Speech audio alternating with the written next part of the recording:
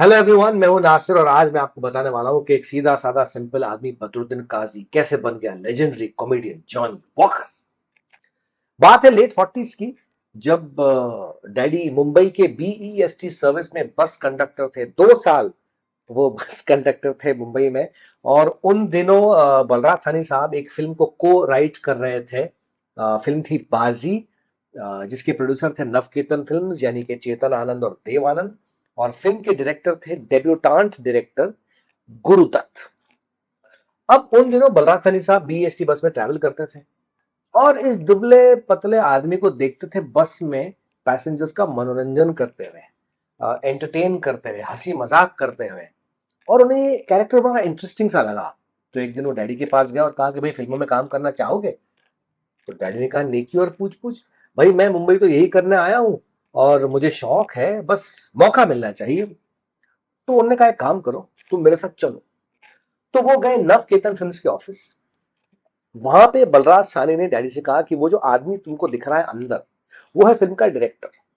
अगर उसे पटा लो तो तुम्हारा काम बन जाएगा। अब डैडी ने सोचा यार मैं क्या करूं।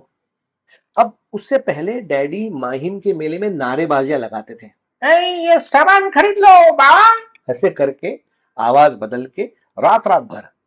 तो उन्होंने सोचा यार मैं जो माहिम में नारेबाजी लगाता था वो आवाज लेकर, और शराबी की एक्टिंग अच्छी करते थे, तो अपनी चाल बदल के वो शराबी की एक्टिंग करके नवकेतन फिल्म्स के ऑफिस में घुसे और उस डायरेक्टर यानी कि गुरुदत्त साहब को परेशान करने लगे।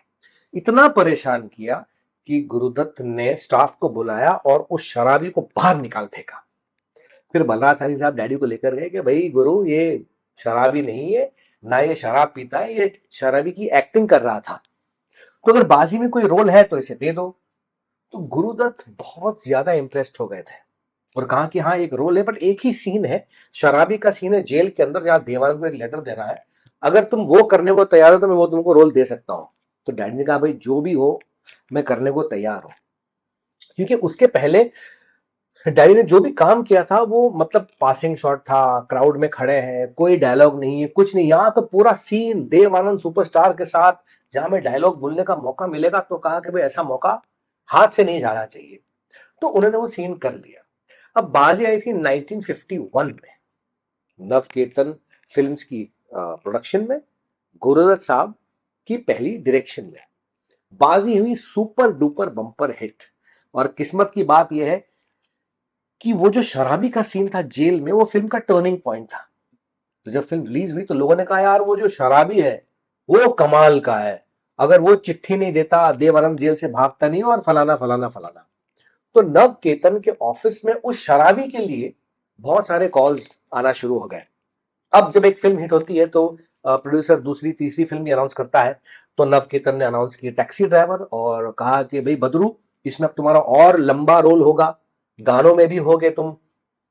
गुरुदत्त साहब ने अपनी कंपनी शुरू कर दी गुरुदत्त फिल्म्स, और उन्होंने अनाउंस कर दी आर पार। और कहा कि बदरू, इसमें भी तुम्हारा अच्छा लंबा खासा रोल होगा और तुम्हारे ऊपर एक गाना भी फिल्माया जाएगा। डैडी बोले कि अरे यार ये तो मतलब लाइफ बन गई अपनी। लेकिन नाम नहीं था, बाजी में छोटा सा सीन था तो नाम नहीं आया था। तो ये था कि मैं क्या नाम दे, बिकॉज आर पार में नाम देना है, टैक्सी ड्राइवर में नाम देना है, तो क्या नाम दे। तो डैडी ने कहा यार बदरुद्दीन काजी नाम दोगे तो लोगों को लगेगा कि मैं निकाह पढ़ाने जा रहा हूँ। बोले कुछ फिल्मी सा नाम, अच्छा सा नाम होना चाहिए। अब बिकॉज नवकेतन फिल्म्स में शराबी के लिए बहुत सारे कॉल्स आते थे, तो चेतन आनंद साहब ने कहा कि भाई तुम्हारे लिए बहुत सारे शराबी के आते हैं फोन को, वो शराबी कौन था, वो शराबी कौन था बाजी में, तो तुम वैसा कुछ नाम क्यों नहीं रख लेते। तो नाम निकल के आया जॉनी वॉकर। गुरुदत्त साहब ने कहा कि तुम बदरू ये नाम रख दो, जॉनी वॉकर। तो डैडी ने सोचा Johnny walker, Johnny walker, Johnny मतलब बहुत सिंपल है, कोई भी बोल सकता है, हिंदी में इंग्लिश में जॉनी जॉनी, बच्चा बूढ़ा जॉनी जॉनी जॉनी करके प्यार से बुला सकते हैं। और वॉकर मतलब चलने वाला, तो हो सकता है मैं चल पड़ू। तो कहा ठीक है मेरा नाम जॉनी वॉकर रख दो। तो आर पार में पहली बार स्क्रीन पे डैडी का नाम आया जॉनी वॉकर, उसके बाद आई टैक्सी ड्राइवर। एंड ये दोनों फिल्में भी सुपर डुपर हिट थी। और फिर उसके बाद जो फिल्मों का सिलसिला है, करियर का सिलसिला है, उनका रिश्ता जो नवकेतन फिल्म्स के साथ शुरू हुआ, ऑल द वे टिल ये गुलिस्तां हमारा, एंड गुरुदत्त साहब के साथ नॉट ओनली एक प्रोफेशनल रिलेशनशिप बट एक पर्सनल बॉन्ड जो डैडी का रहा, उसके बारे में भी मैं आपको आगे चल के बताऊंगा। तो वो जो एक किस्मत होती है ना, किस्मत का खेला, तो वो बहुत इंपॉर्टेंट है हमारी इस इंडस्ट्री में। और उस तरीके से एक सिंपल आदमी बदरुद्दीन काजी बन गया जॉनी वॉकर।